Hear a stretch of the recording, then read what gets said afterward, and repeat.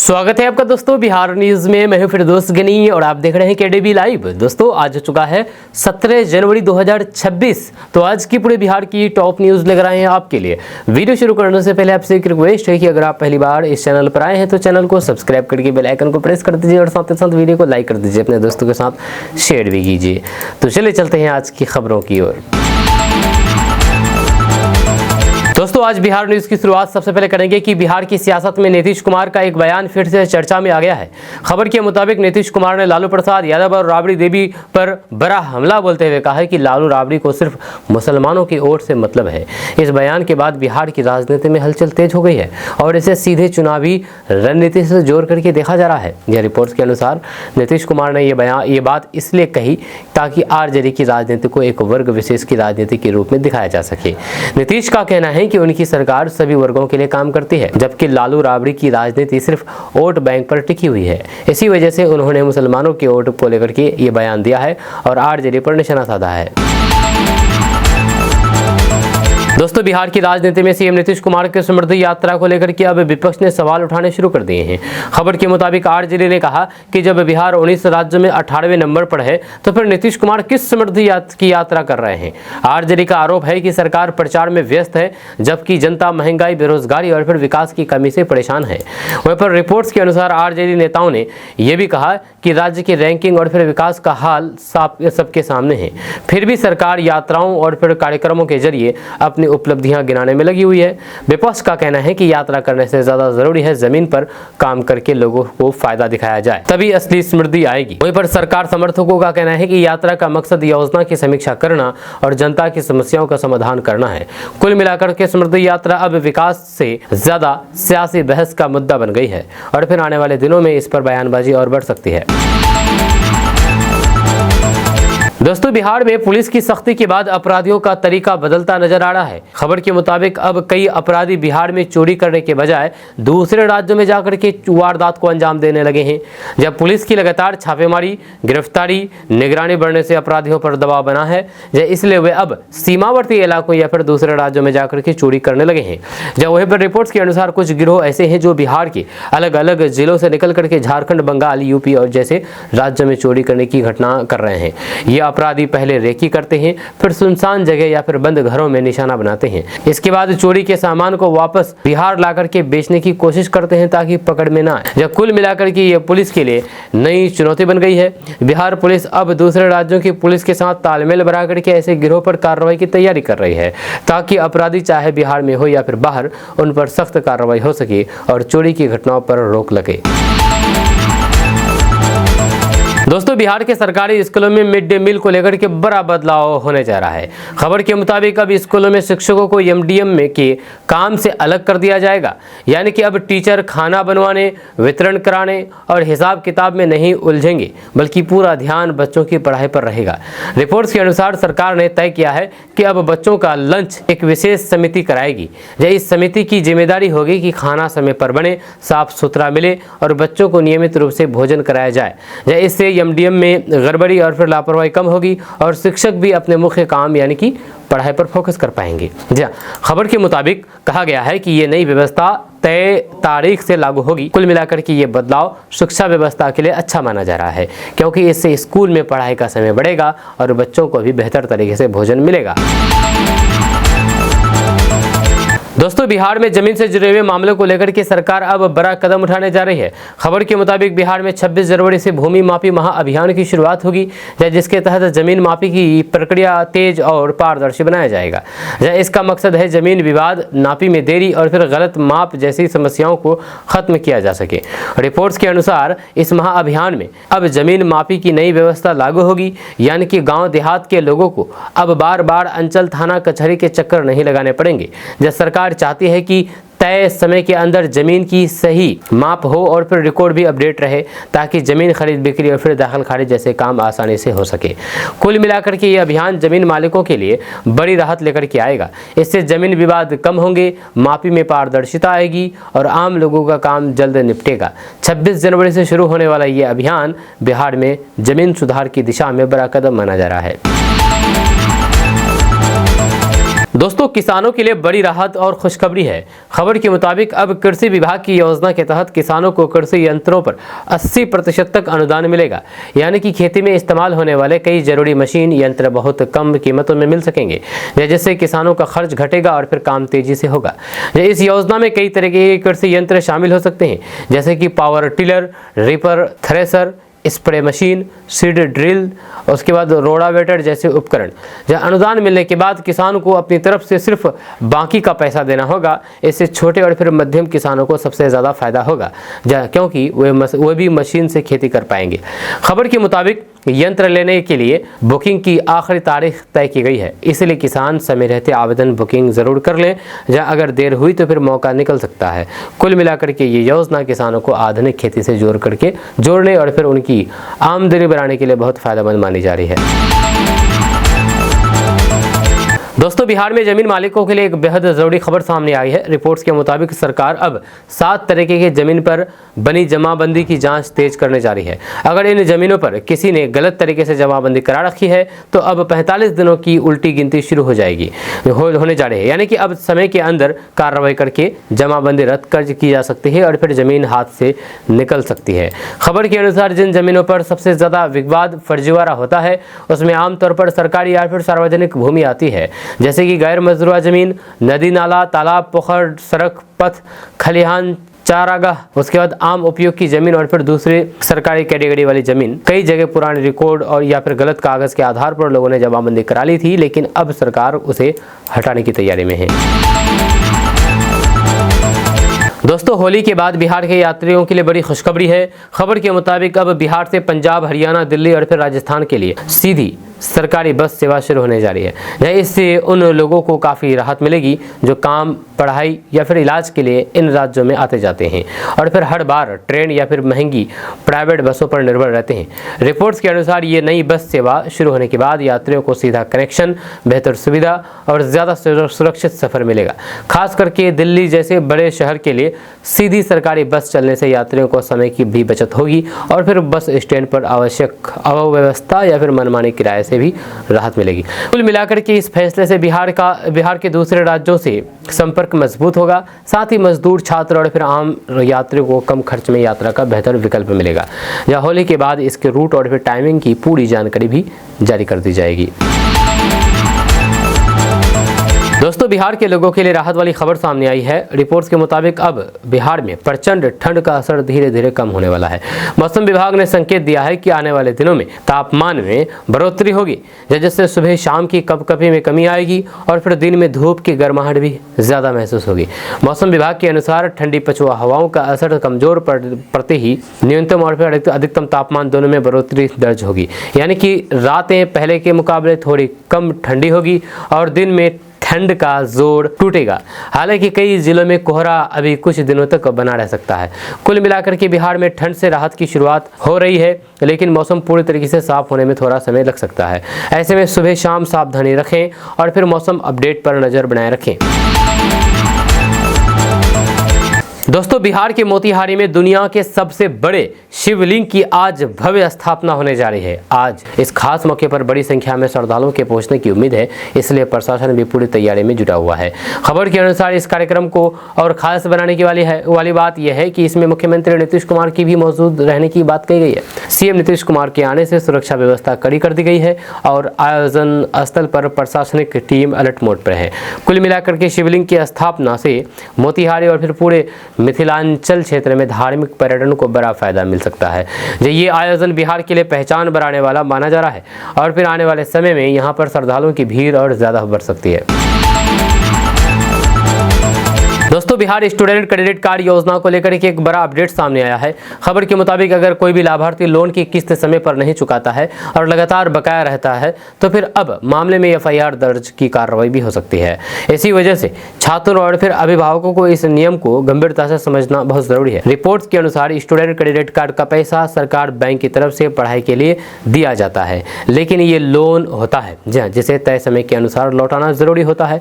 अगर कोई व्यक्ति जानबूझ करके भुगतान नहीं करता है या फिर नोटिस के बाद भी पैसा नहीं लौटाता है तो फिर उसे डिफॉल्टर मान करके कानूनी कार्रवाई की जा सकती है। इससे बचने का सबसे आसान तरीका है कि आप समय पर ईएमआई जमा करें अगर किसी कारणवश आपकी नौकरी नहीं लगी, आर्थिक परेशानी है या फिर आप पढ़ाई आगे बढ़ा रहे हैं तो तुरंत बैंक संबंधित विभाग से संपर्क करके समय बढ़ाने और उसके बाद रीस्ट्रक्चर या फिर राहत की सामग्री समझ लें। जब कुल मिलाकर के लोन को हल्के में ना लें और समय रहते समाधान निकालें ताकि FIR जैसी स्थिति ना आए। दोस्तों, संभल हिंसा मामले में ASP अनुज चौधरी पर FIR दर्ज करने के कोर्ट के आदेश के बाद सियासत तेज हो गई है। इस पर समाजवादी पार्टी के प्रमुख अखिलेश यादव ने तंज कसते हुए कहा कि अब कोई बचाने नहीं आएगा। उनका इशारा साफ तौर पर बीजेपी की तरफ था कि सत्ता के समय साथ देने वाले लोग मुश्किल आने पर पीछे हट जाते हैं। अखिलेश यादव ने बयान में कहा कि ऐसे पुलिस अफसर कर्मचारी जो सत्ता के दबाव में या फिर पक्षपात करके फैसले लेते हैं, उन्हें बाद में अकेले बैठ करके अपने किए हुए काम याद आते हैं। उन्होंने इसे एक बड़ा राजनीतिक संदेश बताते हुए कहा कि बीजेपी इस्तेमाल करती है और फिर छोड़ देती है। कुल मिलाकर के अखिलेश यादव के बयान से ये साफ है कि वे इस मुद्दे को सिर्फ FIR तक सीमित नहीं रखना चाहते हैं, बल्कि इसे सत्ता, पुलिस और राजनीति के रिश्ते से जोड़ करके एक बड़ा मुद्दा बना रहे हैं। दोस्तों, बिहार सरकार ने जमीन और राजस्व से जुड़े हुए मामले को लेकर के बड़ा फैसला लिया है। खबर के मुताबिक अब बिहार के सभी राजस्व अधिकारी हफ्ते में 2 दिन जन सुनवाई करेंगे। इसका मकसद है कि आम लोगों की शिकायतें सीधे सुनी जाए और फिर जमीन से जुड़े हुए कामों में होने वाली गड़बड़ी को रोका जा सके। रिपोर्ट्स के अनुसार इस जन सुनवाई में दाखिल खारिज, जमाबंदी, भूमि विवाद, नापी, परिमार्जन जैसे मामलों पर लोगों की शिकायतें ली जाएगी। यह अधिकारी लोगों की समस्या मौके पर सुनकर के जल्द निपटारे के निर्देश देंगे ताकि जनता को बार बार दफ्तर के चक्कर न लगाना पड़े। कुल मिलाकर के सरकार का लक्ष्य है कि राजस्व सिस्टम ज्यादा पारदर्शी और जवाबदेह बने। जन सुनवाई शुरू होने से जमीन से जुड़े हुए मामलों में तेजी आएगी और भ्रष्टाचार और फिर टाल मटोल पर भी रोक लग सकती है। दोस्तों, बिहार में एक हैरान कर देने वाली घटना सामने आई है। खबर के मुताबिक युवक से मारपीट के आरोप के बाद मामला इतना बिगड़ गया कि गुस्साए ग्रामीणों ने पुलिस टीम को ही बंधक बना लिया। यह घटना के बाद इलाके में काफी देर तक हंगामा हुआ और तनाव का माहौल बना रहा। रिपोर्ट्स के अनुसार ग्रामीणों का आरोप है कि पुलिस टीम ने एक युवक के साथ मारपीट की है, जिसके बाद गाँव के लोग भड़क गए।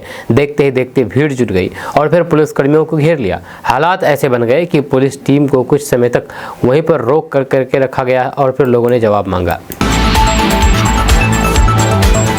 दोस्तों, बिहार में स्वास्थ्य व्यवस्था को लेकर के एक बड़ी राहत की खबर सामने आई है। बिहार के 180 CHC यानी कि कम्युनिटी हेल्थ सेंटर में अब ब्लड स्टोरेज यूनिट बनाई जाएगी। इससे गांव, देहात और छोटे शहरों के मरीजों को इलाज के दौरान खून की कमी की वजह से जो परेशानी होती थी, अब उसे काफी राहत मिलेगी। अब तक जब भी किसी मरीज को खून की जरूरत पड़ती थी तो फिर परिवार को जिला अस्पताल या फिर बड़े शहरों का चक्कर लगाना पड़ता था। इससे कीमती समय खराब होता था और कई बार मरीज की हालात और बिगड़ जाती थी। लेकिन अब CHC स्तर पर ही खून उपलब्ध होने से इमरजेंसी, डिलीवरी, ऑपरेशन और फिर सड़क हादसे जैसे मामले में मरीजों को तुरंत इलाज मिल सकेगा। कुल मिलाकर के ये फैसला बिहार की हेल्थ सर्विस को मजबूत करेगा। 180 CHC में ब्लड स्टोरेज यूनिट बनने के बाद समय पर खून मिलने से इलाज तेज होगा और ज़रूरत के वक्त कई मरीजों की जान बचाना आसान हो जाएगा। दोस्तों, मुख्यमंत्री नीतीश कुमार ने बेतिया से अपनी समृद्धि यात्रा की औपचारिक शुरुआत कर दी है। यह खबर के मुताबिक इस मौके पर सीएम नीतीश कुमार ने इलाके को विकास की बड़ी सौगात देते हुए कुल 125 योजनाओं का शिलान्यास किया है, जबकि 36 योजनाओं का उद्घाटन भी किया है। इससे पश्चिमी चंपारण समेत आसपास के क्षेत्रों में विकास कार्यों को नई रफ्तार मिलने की उम्मीद है।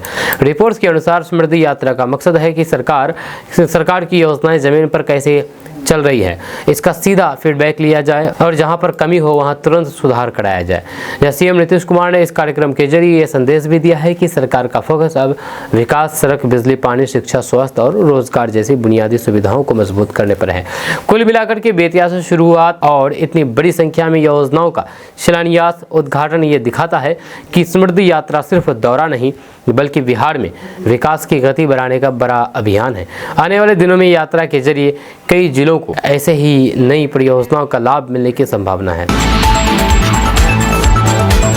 दोस्तों, बिहार की 2024 की विनाशकारी बाढ़ को लेकर के एक गंभीर रिपोर्ट सामने आई है। खबर के मुताबिक एक सर्वेक्षण में ये खुलासा हुआ है कि बाढ़ से हुए कुल नुकसान का करीब 38% नुकसान सिर्फ 7 जिलों के लगभग 2200 परिवारों पर पड़ा है। यानी कि सबसे ज्यादा मार कुछ चुनिंदा जिलों के लोगों को झेलनी पड़ी है, जहां घर, खेत, फसल और रोजगार सब कुछ प्रभावित हुआ है। रिपोर्ट्स के अनुसार इन परिवारों को बाढ़ के दौरान केवल आर्थिक नुकसान ही नहीं हुआ बल्कि भोजन, स्वास्थ्य और बच्चों की पढ़ाई तक असर पड़ा।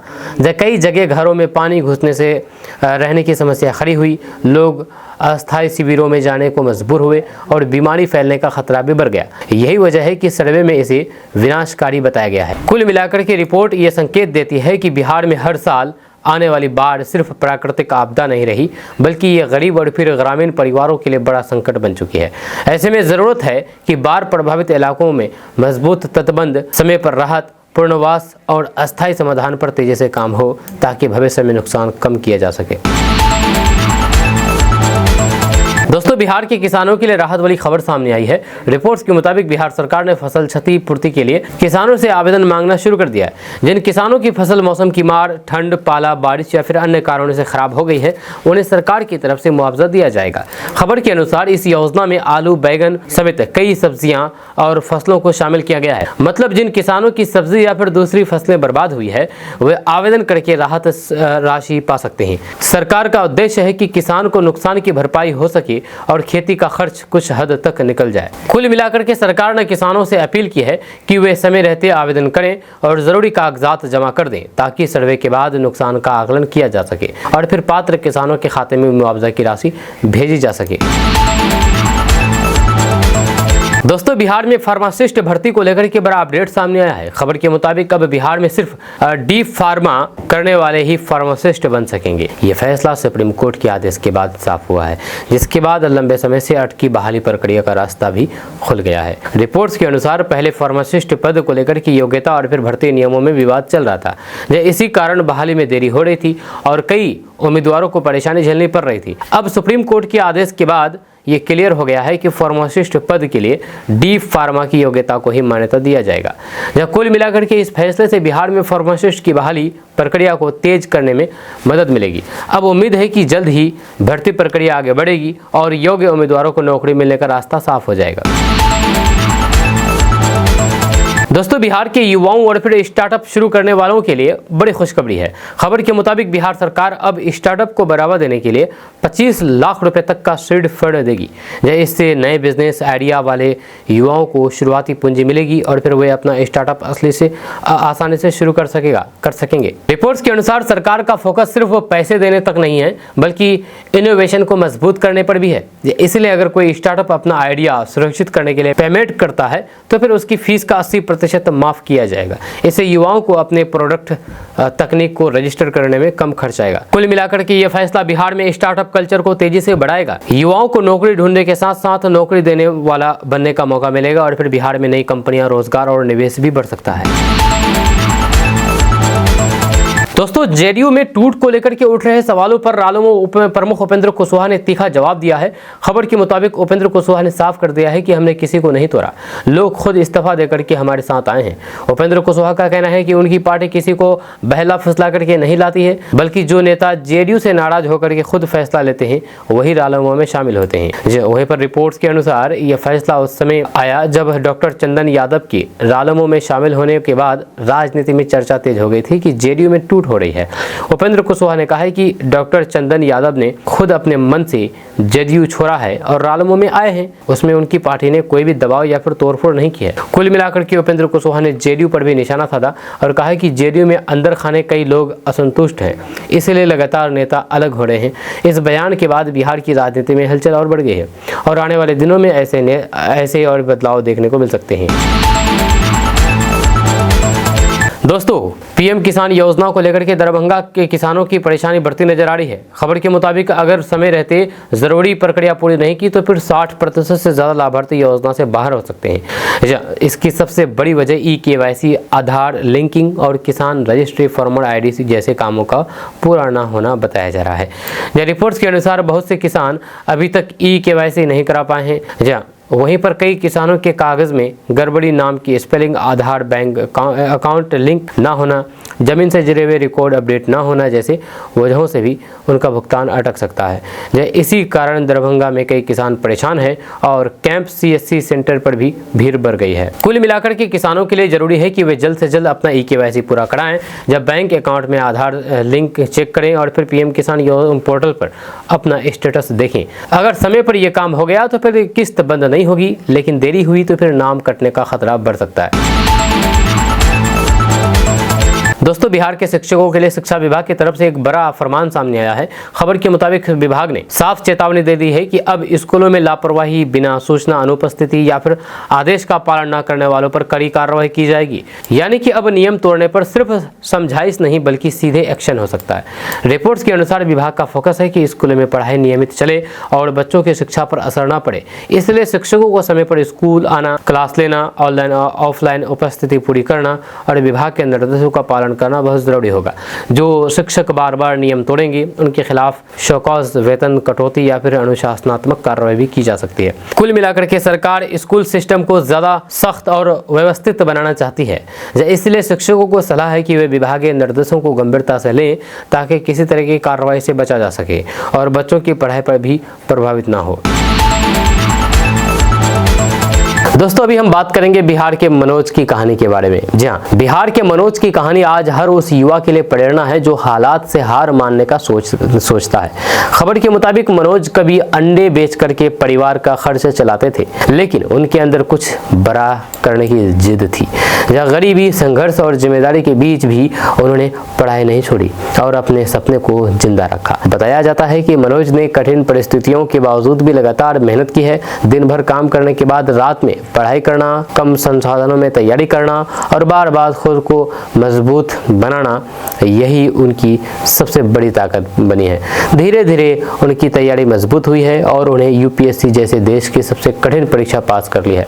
आज मनोज अफसर बन चुके हैं और उनकी कहानी ये संदेश देती है कि अगर इंसान के पास मेहनत और हिम्मत हो तो सबसे बड़ा सपना भी पूरा हो सकता है। ये सिर्फ सफलता की कहानी नहीं बल्कि हर युवा के लिए एक सीख है। हालात नहीं, हौसला जीत दिलाता है। आपका इसके बारे में क्या कहना है नीचे कमेंट बॉक्स में कमेंट करके जरूर बताइएगा। दोस्तों, बिहार में साइबर अपराध को लेकर के सरकार अब बड़ा बदलाव करने जा रही है। खबर के मुताबिक अब साइबर क्राइम की जांच सिर्फ इंस्पेक्टर स्तर तक सीमित नहीं रहेगी बल्कि दारोगा यानी कि एसआई भी साइबर अपराध की जांच कर सकेंगे। इससे साइबर केसों की जांच तेज होगी और इंस्पेक्टर पर जो ज्यादा बोझ रहता था वह काफी कम हो जाएगा। रिपोर्ट्स के अनुसार बिहार में साइबर ठगी के केस लगातार बढ़ रहे हैं, जहाँ थानों और फिर साइबर सेल पर दबाव भी बहुत ज्यादा है। इसलिए सरकार चाहती है कि जांच का दायरा बढ़े और निचले स्तर तक अधिकारियों को अधिकार मिले। इसी को लेकर के बिहार के डिप्टी सीएम सम्राट चौधरी ने केंद्रीय गृह मंत्री अमित शाह को लेटर लिख करके जरूरी बदलाव और अनुमति की मांग की है। कुल मिलाकर के ये फैसला लागू होने के बाद बिहार में साइबर अपराधियों पर कार्रवाई तेज हो सकती है। जी हाँ, वहीं पर क्योंकि जब दारोगा भी जांच कर पाएंगे तो फिर केस जल्दी आगे बढ़ेंगी और समय पर गिरफ्तारी होगी और फिर साइबर ठगी पर कंट्रोल करने में मदद मिलेगी। दोस्तों, बिहार की राजनीति में इस समय दिलचस्प तस्वीर दिख रही है। रिपोर्ट्स के मुताबिक तेजस्वी यादव हार के बाद खामोश नजर आ रहे हैं, जबकि नीतीश कुमार सत्ता में रहते हुए भी पूरी एक तरह से एक्टिव दिखाई दे रहे हैं। इसी कड़ी में नीतीश कुमार की समृद्धि यात्रा को लेकर के चर्चाएं तेज हो गई है कि आखिर इसका राजनीतिक और प्रशासनिक संदेश क्या है। समृद्धि यात्रा का पहला बड़ा संदेश यह है कि नीतीश सरकार अब जमीन पर उतर करके काम दिखाना चाहती है। जहाँ यात्रा के जरिए सीएम अलग अलग जिलों में जाकर के योजनाओं की स्थिति देखेंगे, अधिकारियों से रिपोर्ट लेंगे और फिर जनता की समस्या सीधे सुनेंगे। मतलब साफ है कि सरकार आने वाले समय में विकास और फिर डिलीवरी को लेकर ये एक्शन मोड में दिखने वाले हैं। यह दूसरा बड़ा संदेश राजनीतिक है। यह यात्रा से नीतीश कुमार ये दिखाना चाहते हैं कि एनडीए सरकार मजबूत है और मुख्यमंत्री खुद पूरे बिहार में सक्रिय रहेंगे। वहीं पर तेजस्वी यादव की खामोशी को लेकर लोग विपक्ष की रणनीति भी मान रहे हैं कि वे सही समय का इंतजार कर रहे हैं। कुल मिलाकर के समृद्धि यात्रा बिहार सत्ता की सक्रियता और फिर चुनावी माहौल का बड़ा संकेत मानी जा रही है। दोस्तों, बिहार में स्वास्थ्य व्यवस्था को लेकर की एक बड़ी योजना सामने आई है। खबर के मुताबिक बिहार में अगले 5 साल में हेल्थ सिस्टम को पूरी तरह से मजबूत करने की तैयारी है। जहां प्लान के अनुसार गांव के अस्पतालों को स्पेशलिटी हॉस्पिटल के रूप में विकसित किया जाएगा ताकि गांव देहात के लोगों को इलाज के लिए शहर नहीं जाना पड़े। वहीं पर जिला स्तर पर और बड़ा बदलाव होगा। रिपोर्ट्स के मुताबिक बिहार के जिला अस्पतालों को सुपर स्पेशलिटी हॉस्पिटल बनाया जाएगा, जहाँ गंभीर बीमारियों का बेहतर इलाज, बड़े डॉक्टर, आधुनिक मशीनें और फिर ज्यादा सुविधाएं उपलब्ध होगी। इससे मरीजों को बाहर के बड़े अस्पतालों पर निर्भर नहीं रहना पड़ेगा। कुल मिलाकर के सरकार का मकसद है कि बिहार में इलाज की सुविधा हर स्तर पर बेहतर हो, जहां गांव में भी अच्छा इलाज मिले और फिर जिला अस्पतालों में बड़े ऑपरेशन और फिर गंभीर बीमारी की ट्रीटमेंट की सुविधा तैयार हो जाए। दोस्तों, बहुत सारे लोगों की शिकायत है कि 125 यूनिट बिजली बिहार सरकार फ्री में दे रही है, लेकिन इसके बावजूद भी स्मार्ट प्रीपेड मीटर का बैलेंस तेजी से कट क्यों रहा है। लेकिन अब इसकी असली वजह भी सामने आ गई है। दरअसल स्मार्ट प्रीपेड मीटर में सिर्फ यूनिट का पैसा ही नहीं कटता, बल्कि साथ में fix charge, monthly charge, meter rent और दूसरे चार्ज भी जुड़ जाते हैं। कई बार सरकारी नियमों के मुताबिक कुछ सरचार्ज या फिर बकाया राशि भी एडजस्ट हो जाती है, इसलिए यूनिट कम होने के बाद भी बैलेंस ज़्यादा कटता दिखाई देता है। वहीं पर अगर आपका बैलेंस बहुत तेजी से कट रहा है तो फिर आप बिजली विभाग की हेल्पलाइन कस्टमर सेंटर पर शिकायत दर्ज कर सकते हैं, ताकि साफ पता चल जाए कि यूनिट के अलावा कौन कौन से चार्ज लग रहे हैं। दोस्तों, पूर्वी चंपारण के केसरिया स्थित निर्माणाधीन विराट रामायण मंदिर की 17 जनवरी को एक बड़ा धार्मिक आयोजन होने जा रहा है। रिपोर्ट्स के मुताबिक इस दिन मंदिर परिसर में सशस्त्र शिवलिंग यानी कि दुनिया के सबसे बड़े शिवलिंग की भव्य स्थापना की जाएगी, जिसे लेकर के इलाके में जबरदस्त तैयारी चल रही है। इस योजना को खास बनाने वाली बात यह है कि इसमें मुख्यमंत्री नीतीश कुमार और डिप्टी सीएम सम्राट चौधरी के शामिल होने की संभावना बताई जा रही है। कार्यक्रम को लेकर के प्रशासन पूरी तरह से अलर्ट है और सुरक्षा के साथ साथ भीड़ नियंत्रण की भी खास तैयारी की जा रही है, क्योंकि बड़ी संख्या में श्रद्धालुओं के पहुंचने की उम्मीद है। कुल मिलाकर के 17 जनवरी का दिन केसरिया के लिए ऐतिहासिक होने वाला है, जहां शिवलिंग स्थापना के साथ मंदिर निर्माण को लेकर भी लोगों में उत्साह बढ़ गया है। दोस्तों, बिहार के अररिया में टीवी सीरियल देख करके 6 नाबालिग बच्चे घर से भाग गए हैं। जी हां, अररिया जिला से चौंकाने वाली घटना सामने आई है, जहां पर टीवी सीरियल और बड़े शहरों की चमक धमक से प्रभावित होकर के 6 नाबालिग बच्चे घर से भाग गए। ये सभी बच्चे 12 से 15 साल की उम्र के हैं और भरगामा थाना क्षेत्र के धनेश्वरी गांव के रहने वाले हैं। बच्चों का सपना था कि वे बड़े शहर जाकर के पैसा कमाएंगे और अपने परिवार की हालात बदल देंगे। ये घटना 18 दिसंबर की है, जब 6 किशोर बिना किसी को बताए घर से निकल गए। इनमें से 5 बच्चे धनेश्वरी गांव के हैं, जबकि एक बच्चा नया भरगामा इलाके का रहने वाला है। सभी बच्चे महादलित परिवार से आते हैं। टीवी धारावाहिक सीरियल में दिखाए जाने वाले लग्जरी लाइफ और कामयाबी ने इनके मन में बड़े शहर जाने की इच्छा पैदा कर दी थी। जब घर से निकलने के बाद सभी बच्चे पैदल चल कर के बनमखी रेलवे स्टेशन पहुंचे, जहां पर उनकी मुलाकात एक अज्ञात व्यक्ति से हुई, जिसने इन बच्चों की बात सुनकर के उन्हें अमृतसर जाने का सपना दिखाया। जब उसी व्यक्ति ने बच्चों के लिए ट्रेन का टिकट भी कटवा दिया और उन्हें ट्रेन में बैठा दिया। हालांकि जब ट्रेन समस्तीपुर रेलवे स्टेशन पर रुकी तो फिर यह व्यक्ति बच्चों के साथ नीचे उतर गया। जब इसी दौरान रेलवे पुलिस की नजर इन बच्चों पर पड़ी। जब बच्चों से पूछताछ की गई तो फिर उन्होंने बताया है कि वे घर से भाग करके अमृतसर जा रहे थे। मामला संदिग्ध लगने पर रेलवे पुलिस ने बच्चों को उस व्यक्ति के साथ समस्तीपुर CWC यानी कि बाल कल्याण समिति को सौंप दिया गया। CWC ने यानी कि बाल कल्याण समिति ने बच्चों की काउंसलिंग की और उन्हें वृत्त आश्रय गृह दरभंगा भेज दिया। वहीं पर जिस व्यक्ति ने बच्चों को बहला फुसला करके ट्रेन में बैठाया था, उसे पुलिस ने न्यायिक हिरासत में भेज दिया। वृत्त आश्रम गृह ने इस पूरे मामले की जानकारी भरगामा पुलिस को दी है। इसके बाद पुलिस ने बच्चों को अररिया CWC सामने पेश किया गया, जब वहां पर दोबारा बच्चों की काउंसलिंग की गई और सामाजिक जांच रिपोर्ट तैयार की गई। दोस्तों, किशनगंज एसपी संतोष कुमार ने कोचाधामन थाना का औचक निरीक्षण किया है। जी हां, किशनगंज जिले में कानून व्यवस्था और मजबूत करने के उद्देश्य से पुलिस अधीक्षक संतोष कुमार ने गुरुवार देर रात कोचाधामन थाना का औचक निरीक्षण किया।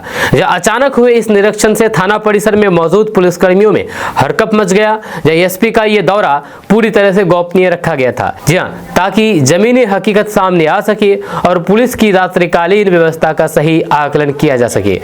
निरीक्षण के दौरान एसपी संतोष कुमार ने सबसे पहले थाना की सुरक्षा व्यवस्था का जायजा लिया, जब उन्होंने संतरी ड्यूटी पर तैनात जवानों से पूछताछ की और फिर ये देखा गया है कि वे अपनी जिम्मेदारियों को अपने कितनी गंभीरता से निभा रहे हैं। इसके बाद उन्होंने रात्रि गश्ती दल की स्थिति की समीक्षा की और यह सुनिश्चित किया है कि सभी क्षेत्र में नियमित और प्रभावी गश्त की जा रही है या नहीं। वहीं पर एसपी ने थाना के विभिन्न रजिस्टरों और फिर अभिलेखों की गहन जांच की। इसमें FIR रजिस्टर्ड रिकॉर्ड, जन शिकायत रजिस्टर, लंबित मामलों के फाइलें और फिर अपराध से जुड़े हुए दस्तावेज शामिल थे। उन्होंने लंबित मामलों की प्रगति रिपोर्ट मांगी है और संबंधित पदाधिकारी को सख्त निर्देश दिया है कि सभी केसों का जल्द से जल्द निष्पादन किया जाए। जो उन्होंने कहा है कि जांच वैज्ञानिक के तरीके से होनी चाहिए ताकि दोषियों को सजा मिल सके और निर्दोषों को न्याय मिल सके। वहीं पर निरीक्षण के दौरान एसपी संतोष कुमार ने पुलिसकर्मियों को कड़े शब्दों में चेतावनी दी है कि ड्यूटी में किसी भी तरीके की लापरवाही बर्दाश्त नहीं की जाएगी। जो उन्होंने कहा है कि जनता पुलिस से सुरक्षा और फिर न्याय की उम्मीद करती है, इसलिए हर पुलिसकर्मी को ईमानदारी और फिर संवेदनशीलता के साथ अपनी जिम्मेदारी निभानी चाहिए। वहीं पर एसपी ने जन शिकायतों के त्वरित निपटारे पर विशेष जोर दिया है। उन्होंने कहा है कि थाने आने वाला हर फरियादी अपनी समस्या लेकर के आता है, इसलिए उसकी बात धैर्यपूर्वक सुनी जाए और उसे सही मार्गदर्शन दिया जाए। किशनगंज वासियों सावधान हो जाइए, क्योंकि गली मोहल्लों में बाहरी महिलाएं आकर के घूम रही है। बच्चों के साथ भीख मांगने की बड़ी घटनाएं सामने आई है। किशनगंज में इन दिनों एक नया मामला लोगों के बीच चर्चा का विषय बना हुआ है। किशनगंज शहर के अलग अलग गली मोहल्लों में कुछ महिलाएं छोटे छोटे बच्चों के साथ भीख मांगते हुए नजर आ रही है। सिर्फ किशनगंज शहर ही नहीं बल्कि गाँव एरिया में भी जाकर के महिलाएं और जवान लड़कियां भी भीख मांगती हुई नजर आ रही है। ये महिलाएं खुद को राजस्थान के रानीगंज इलाके की निवासी बता रही है और कह रही है कि किसी हादसे के बाद उन्हें अपना घर छोड़ना पड़ा। अब उनके पास कोई सहारा नहीं है। उनका कहना है कि बच्चों की परवरिश के लिए मजबूरी में किशनगंज आकर के भीख मांगनी पड़ रही है। वहीं पर राजस्थानी लोगों के मुताबिक ये महिलाएं रोज अलग अलग मोहल्लों में घूम रही है, घर घर जाकर के मदद मांगती है और अपनी दुख भरी कहानी सुना करके लोगों से पैसे मांगती है, जबकि ये महिलाएं पूरी तरीके से स्वस्थ है। यानी कि इन लोगों को फिजिकल कोई भी परेशानी नहीं है, फिर भी ये लोग भीख मांगती है। कई लोग इंसानियत के नाते मदद भी कर देते हैं, लेकिन अब कुछ लोगों को शक होने लगा है कि ये पूरा मामला किसी संगठित गिरोह से जुड़ा हुआ हो सकता है। कई मोहल्लों में लोगों ने बताया है कि ये महिलाएं एक जैसी कहानी हर जगह दोहराती है। कभी कहते हैं कि पति की मौत हो गई है, कभी कहते हैं कि हादसे में सब कुछ बर्बाद हो गया है, तो फिर कभी कहते हैं कि राजस्थान में रहने लायक कोई जगह नहीं बची है। लोगों का कहना है कि उनकी बोली भाषा और व्यवहार से भी कई सवाल खड़े होते हैं। किशनगंज वासियों के लिए जरूरी है कि वे इस मामले में सतर्क रहें, बिना पूरी जानकारी के किसी पर भी आंख बंद करके भरोसा ना करें। अगर सच में कोई जरूरतमंद है तो फिर उसकी मदद सामाजिक संस्थाओं, प्रशासन या फिर पुलिस के माध्यम से की जा सकती है। सीधे नगद पैसे देने से बचें, क्योंकि कई बार ऐसे गिरोह लोगों की भावनाओं से खेल करके ठगी करते हैं। वहीं पर स्थानीय समाज सेवियों का कहना है कि कई शहरों में ऐसे गिरोह सक्रिय रहते हैं जो महिलाओं और फिर बच्चों को आगे करके भीख मंगवाते हैं। महिलाएं भी आगे आती है, वहीं पर इससे बच्चों का भविष्य भी अंधकार में चला जाता है। स्थानीय लोगों का कहना है कि वे सेना कैंप के खिलाफ नहीं है, बल्कि जगह बदलने की मांग कर रहे हैं। उनका साफ कहना है कि कैंप किशनगंज में ही बने, लेकिन ऐसी जगह बने जहां पर कम से कम लोगों का विस्थापन हो। किसानों का आरोप है कि प्रशासन बिना उनकी सहमति के जबरन सीमांकन और फिर मापी करवा रहा है, जिससे उनमें आक्रोश बढ़ता जा रहा है। इसी आक्रोश के बीच अब बड़ा फैसला आ गया है। ग्रामीणों ने घोषणा की है कि वे नटुआपरा से पैदल मार्च शुरू करेंगे और सीधे किशनगंज डीएम ऑफिस पहुंच करके अपनी मांगों से प्रशासन को अवगत कराएंगे। इस मार्च में पुरुष, महिलाएं, बुजुर्ग और फिर युवा सभी शामिल होंगे। लोग अपने हक और फिर जमीन की रक्षा के लिए पूरी ताकत के साथ उतरने का मन बना चुके हैं। ग्रामीणों का कहना है कि ये आंदोलन पूरी तरीके से शांतिपूर्ण होगा और संवैधानिक तरीके से हम लोग चलते हुए जाएंगे, लेकिन वे किसी भी हालात में अपनी जमीन नहीं छोड़ेंगे। प्रदर्शनकारियों का आरोप है कि सरकार करोड़ों रुपए खर्च करके पुलिस लाइन और फिर अन्य सरकारी भवन बना सकती है, लेकिन शिक्षा, रोजगार और फिर किसानों की समस्या पर ध्यान नहीं देती है। ऐसे में गरीब किसानों की जमीन छीनना कहां तक जायज है। वहीं पर प्रशासन की ओर से अब तक कोई भी स्पष्ट बयान सामने नहीं आया है, लेकिन सुरक्षा व्यवस्था को लेकर के तैयारियां शुरू कर दी गई है। वहीं पर पुलिस और प्रशासनिक अधिकारी स्थिति पर नजर बनाए हुए हैं। वहीं पर क्योंकि इस पदयात्रा में बड़ी संख्या में लोगों के शामिल होने की उम्मीद जताई जा रही है। वहीं पर किशनगंज के लोग अब इस आंदोलन को लेकर के बेहद गंभीर नजर आ रहे हैं। उनका कहना है कि अगर आज जमीन चली गई तो फिर कल बच्चों का भविष्य भी अंधकार में चला जाएगा। ऐसे में वे किसी भी कीमत पर पीछे हटने वाले नहीं है। अब देखने वाली बात यह होगी कि जिला प्रशासन इस पदयात्रा के बाद क्या फैसला लेता है। क्या किसानों की मांग मानी जाएगी या फिर टकराव की स्थिति और गंभीर होगी, ये आने वाले दिनों में साफ हो जाएगा। फिलहाल किशनगंज की सियासत और प्रशासनिक हलकों में इस आंदोलन को लेकर के हलचल तेज हो गई है। आपका इसके बारे में क्या कहना है, नीचे कमेंट बॉक्स में कमेंट करके जरूर बताइएगा। दोस्तों महाराष्ट्र में एआईएमआईएम ने बड़ा ही कमाल कर दिया है, कहा जाए तो ये कमाल ही किया है। एआईएमआईएम ने सारे समीकरण को ध्वस्त कर दिया है, बदल दिया है पूरी तरीके से। यहाँ पर असदुद्दीन ओवैसी ठाकरे परिवार को पूरी तरीके से कहा जाए तो बिल्कुल नीचे में लाकर खड़ा कर दिया है। जी हाँ, आपको बता दूं कि महाराष्ट्र के 29 में से 13 नगर निगम चुनाव में एआईएमआईएम के 95 उम्मीदवार जीते हैं। खास बात यह है कि एआईएमआईएम ने मुंबई में भी जोरदार सेंध लगाई है। एआईएमआईएम ने अबू आजमी की समाजवादी पार्टी के घर मानखुर्द में भी जोरदार जीत हासिल की है। वहीं पर छत्रपति संभाजी नगर निगम चुनाव में एआईएमआईएम दूसरे स्थान पर रहे। तो आपको बता दूं कि एआईएमआईएम प्रमुख असदुद्दीन ओवैसी ने राज्य भर में कई जगहों पर नगर निगम चुनाव के लिए रैलियां की थी। एआईएमआईएम ने मुंबई में जोरदार एंट्री मारी। जी हां, मुंबई में एआईएमआईएम के जीतने वाले उम्मीदवारों की लिस्ट के बारे में अगर बात किया जाए तो मेहजबीन खान, उसके बाद जमीर कुरैशी, समीर पटेल, रोशन शेख, शबाना शेख, खैरुन्निसा हुसैन और भी कई सारे उम्मीदवार। जी हाँ, एआईएमआईएम ने महाराष्ट्र की 29 नगर पालिकाओं में 95 सीटें जीती है। जो 29 में से 13 नगर पालिकाओं में 95 एआईएमआईएम पार्षद जीते हैं। छत्रपति संभाजी नगर में उम्मीदवारों के चयन में बड़ा हंगामा देखा गया था। जो उस छत्रपति संभाजी नगर में एआईएमआईएम ने 24 सीटें जीती है। मालेगांव में 20 एआईएमआईएम उम्मीदवार जीते हैं। इन 3 नगर निगमों से कुल 24 एआईएमआईएम उम्मीदवार जीते हैं। वहीं पर सोलापुर, धुले और फिर नादेर में 8-8 ये देखा गया है कि एआईएमआईएम ने समाजवादी पार्टी को पीछे छोड़कर की अपनी जगह बनाई है। एआईएमआईएम ने अमरावती में 6 पार्षद, ठाणे में 5 और नागपुर में 4 पार्षद जीते हैं। एआईएमआईएम ने चंद्रपुर में भी जीत का खाता खोला है। वहीं पर एआईएमआईएम ने मुंबई में बड़ा धमाका किया है। एआईएमआईएम ने समाजवादी पार्टी के विधायक अबू आजमी के घर मानखुर्द में जीत हासिल की है। ये अबू आजमी के लिए एक बड़ा झटका है। इस बीच पार्टी चीफ असदुद्दीन ओवैसी ने एआईएमआईएम के लिए पूरे राज्य में मीटिंग की है।